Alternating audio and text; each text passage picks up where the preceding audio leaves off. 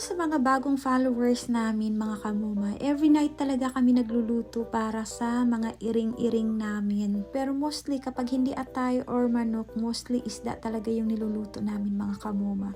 I-flex ko lang muna itong ulam namin, no? Syempre, magluluto din ako ng ulam namin, mga kamoma, no? Hindi lang yung puro ulam ng mga anak kong pusa.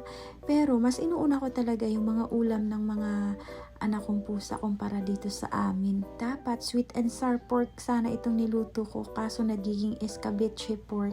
Kulang kasi sa ingredients, mga kamoma. At ayan, dahil nga maraming nagtatanong dun sa picture na pinost ko na hindi ko daw ba tinatadtad ng pino ang atay ng manok. Syempre, mga kamoma, just wait for the result. Huwag nyo akong mamadaliin dahil ayan, tinatadtad ko na ng pinong-pino, mga kamoma. Tapos hindi na rin pala ako naglagay dito kay Uncle Fifi. Useless, di man kaunon. Can you put that girl inside? She need to eat dinner. Hey everyone! Ito sa'yo si... may naglayas. Sino? Ito kay Kuya Luis eh. This one is for Luri. Luri outside. Wala kay Uncle Fifi. Oh, yeah, small guy. Oh, ano si Juan? No! Ay, naku, si Yowo, kalabasa yung sa kanya. Myong, pare-pareho lang yan. It's all the She same. wants to go for marriage. Ay, naku.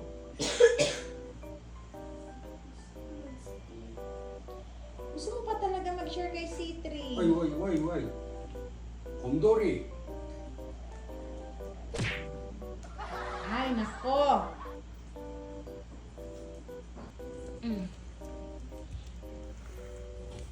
Sus na lang, pagkapilian na lang yun ninyo ba? Hoy.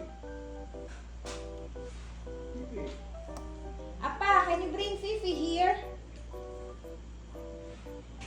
Si Yowo, kalabasa yung sa kanya. Very good. Atay ng chicken. Same, useless. Hindi na kailangan yan bigyan.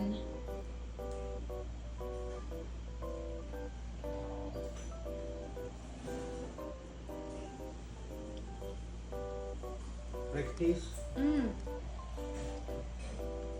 The head Useless guy yan. also same. Wag yun, oh. Fifi, don't want. Kaarte na lang dito ninyo. You were very active. Everything. Yan ang problema natin. Kapag matagal na kayo dito sa akin, namimili na kayo ng kakainin. Oh, lalo na din ito, oh. Oh, yung sobrang dikit sa camera. Baka dumami yung views natin, eh. Pag-initan na naman tayo. Pag-initan na naman tayo na for the views. Aba, syempre for the views. Kaya nga ako gumawa ng video para magkaroon ng views. Para ma-post ko sa Facebook. Kay sayang po ang income, no? Sao na lang. Ang income. Kay para natin ikabuhi diri sa mga artihan, oh. Pero actually, mga kamuma, ito si C1. Kumain na ito. Tapos na to kumain. O di sana, hindi na lang sana kita pinalabas. Kaya next time, ha. Paghapon na, ha. O, tingnan nyo, oh. Paghapon, huwag ka munang kumain ng dry food, ha. Minako. Oh, ang galing ni Kuya Yowo, ah. Oh, gusto rin ni Bada yung atay ng chicken.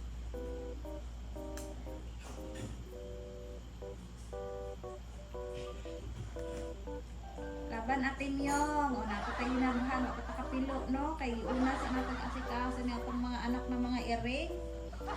Wala na. Maubos na ni Ate Diday. Bahala kayo.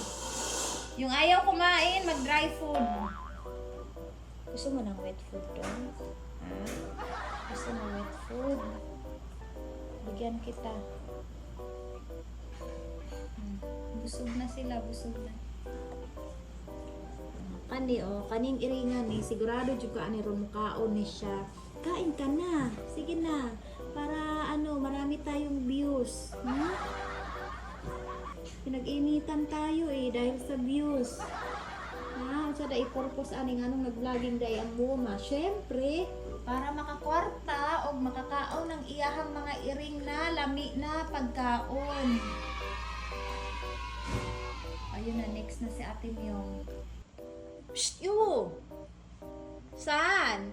Tulungan mo ako, nak, oh! Nakipagrambulan siya na. Kunin mo yung dalawang girls, anak, pakilagay sa cage nila, please. Yan, si Siwan, oh. Oh, gusto niya plain, ayaw niya nitong na ay mix-mix na atay. Kaya yan, oh, sa Ate Myong na nag-ubos. Ubusin mo na lang, Ate Myong. Yung mga dalawang girls, anak, ilagay mo dun sa ano. Yan, tulungan niyo muna ako, ha? Nuri. Oy, halika na. Late ka na kasi dumating eh. Oh, kain na.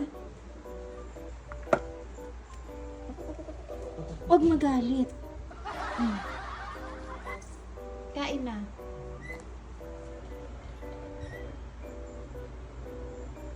Mga kamuma ba, meron akong gustong i-share sa inyo. Alam niyo ba, napahiya ako. Grabe, napahiya ako. Tignan niyo na si Juan. Tungod kay lutang ang muma niyo. Kaya napahiya ang muma niyo. No? Alam niyo ba, mga kamuma, naulawan ko sa counter, oy. Akala ko kasi yung cat food na binili ko is mura lang. Diyos mayo, ang mahal pala. Kasing ano na, kapresyo na rin pala ng ano, ng RC, ng Royal Canin. Diyos ko, abi na ko, barato lang. Alam niyo ba, nandun ako sa sasakyan ko, tapos ang ginawa ko, bumalik pa ulit talaga ako sa counter para i-double check kung pila ra bagyod ang presyo. Kung pila ra bagyod ang presyo atong pinalit na ko na cat food ba. So sabi ko, bakit sobrang mahal kay almost 1,440? My goodness, unya 2.7 kilo.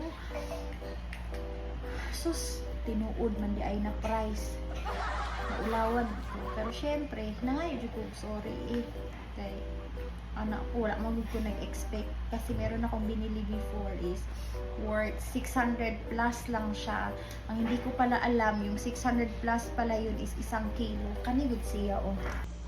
Ang hindi ko alam, ito pala yung worth 600 plus, itong 1.2.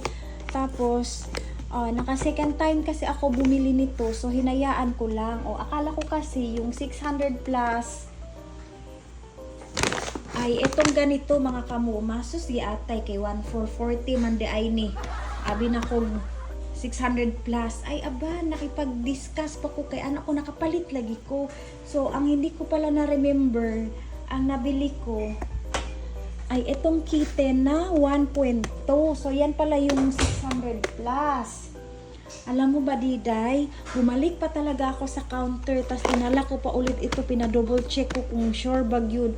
Sus, gi-search bitaw na nako sa Google, mga kamuma, giatay, mas mahal pa man day sa Google, kaya naaman day ni sa 1.6. Sus, nako, wala na, nahiya na ang mama mo ba, Diday? Kaya, tapos sabi ko, bakit kasi ang laki ng binayaran ko, tas ito lang naman yung mga binili ko, mga kamuma. So, kani ba, maora ni, kani akong ano, kani akong ipangpalit. So, ayun. Kaya, nangay, pag sorry sa ilaha, syempre, nagkamali gud tayo. So, nangay, sorry. So, syempre, na-curious lang yun ko, anak ko, sorry, yun ka, ayaw ka, wala. Yun ko yung idea. Every time kasi bumibili na ako, hindi ko na talaga sinusure ba yung presyo gyud niya, o niya, pikit mata lang, ganito, ganyan. Tingala di ay ko na. Every time bumibili ako ng ganito, ang laki pala ng binabayaran ko, kay sus na lang ginuo ko. Pero sige na lang, no, at least para sa atong mga alaga. Kasi tingnan nyo, kompleto naman good ni siya, na immune defense plus. So ayan, kompleto na. Ayun, naulawan jud din tao ng inyuhang inahan. So kaya ayun, napahiya ako at syempre nag-sorry ako. Syempre tayo yung mali. So dapat marunong tayo maghingi ng sorry, no, pagka nagkamali tayo. So charge to experience, no, kailangan dyan ay double check, tas ugaliin din magtanong, lalo na sa mga promodizer ba, kung pila bagyod. Basta expectation ako nasa 600 plus. Uy, parte man dahil mahala, ginuog ko. So pinawisan ako ng malamig na singot. Pero anak ko, sige lang, charge to experience. Shh! Hoy! Huwag kayo magrambulan dyan! So, kaya yun yung sinasabi nila na ugaliin magtanong. Ugaliin magtanong kung may right mate ba kayo. So, ayun. Sa mga nagsabi na, ayun, for the views tayo. Syempre mga kamuma, kailangan jud nato managhan atong views kay para makakaon jud og lami, no? So lahat gagawin ni Moma, no? Bahala na. Kahit anong sabihin nila, basta importante si Moma. Lahat gagawin para sa mga alaga niya kay nasa sobrang mahal na mga bilihin ngayon mga kamuma. Kailangan talaga doble ang kayod, no? Doble ang diskarte. Lalo na't marami tayong binubuhay na mga maarte nating mga alaga. So, kailangan double kayod yun kay kasi dumudoble yung gastos natin, tumataas yung mga gastusin. So, ayun, dobling kayod. Kung kikita tayo dito sa FB, then why not? Kung siniswerte tayo dito sa FB, then why not? Actually, bonus nga talaga to para sa akin. You know why? Ilang years na ba ako nagsigig content, no? Pero that time kasi for entertainment lang and para lang sa mua. So, bahala, walay views. Yun, saan ba ni Muro? Nagpatok, so dumadami yung views. Kaya yun. So, ayun, naswertehan mi. At kahit pa paano, so meron akong pang gastos dito sa mga alaga ko. Syempre, isipin nyo, hindi lang din baya mga alaga ko ha. Naapod baya ko yung mga needs ha. Daming mga bills payment. Dami ko rin binubuhay na tao. Hindi lang pusa, kundi tao. Marami akong estudyante. So, kailangan talaga dobling kayo. So, bahala na mo kung i-bash ko ninyo. So, pero kung dili gud mo ganahan gud nganong magsige pa man gud mo tan-aw gud sa akong video. Magsige pa man gyapon mo tan-aw. So, ang problema ana wala sa kuha naa sa inyo ha. So, maura to magpasalamat na lang ko kay inyo man sa ginatanaw among video. So, maura to. Tas ingnan ko ninyo for the views nga kamo man gyapon nagsigig tan-aw sa mo ang video.